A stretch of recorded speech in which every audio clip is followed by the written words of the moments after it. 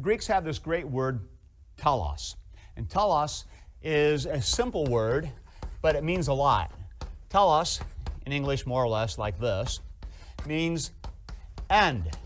But more than just end, it also means the idea of goal or purpose or function for something. So when something has a telos, it has a purpose. And there is a sense of goal or direction or meaning behind it. So the telos of something is the thing that it's striving for, the thing you're working for. An Olympic athlete has a telos. An Olympic athlete's telos is a gold medal. And so that Olympic athlete will spending all their waking hours thinking about how to get to that telos, what it's going to mean. And they'll invest years and years of training and work to get to that telos. Then the moment arrives and they get to the telos, they achieve the gold medal. That's what it's all about, the telos. Well, the key, I think, to understanding a lot of our place in God's plan and how we understand character, because the character fits into this, is coming to terms with telos. Because character is all about how are we shaped, but if we're going to be shaped, we need to be shaped according to a pattern or a plan. There needs to be some kind of goal or pure purpose.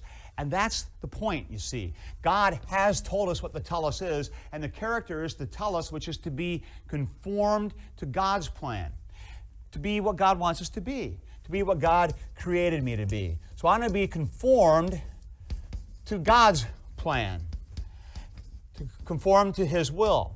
Well, what's God's plan for humans? God's plan for me is to do what He put me here to do, to be fully human.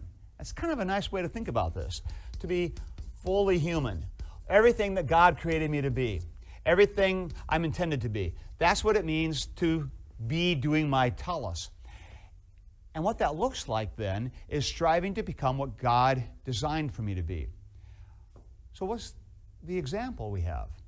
Well, the example, of course, is Christ Himself.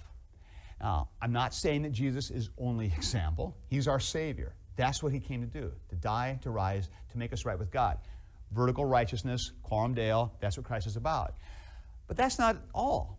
He's also clearly, as St. Paul tells us, an example. And so Christ stands as an example, not for how I should do every part of my life, but an example of what it means to be fully human, arriving at God's telos, to be what God created me to do. So in a very real sense, Christians are absolutely interested in the imitatio Christi, as they used to put it in the Middle Ages, or the imitation of Christ, being like Jesus. Not that I walk around water, not that I hang out with the disreputable people necessarily, but what it means is I'm living a fully human life. I'm doing what God put me here to do. We strive for this, always working closer and closer to what God would have us do, knowing we always fall short, desperately need God's forgiveness, and yet striving anyway, knowing that ultimately, at the last day, at the eschaton, God will make complete what we're holding on to now in hope, and the imitatio Christi will be complete as we will be fully human, everything God ever created us to be. That's the telos of humanity, to be what God designed you to be.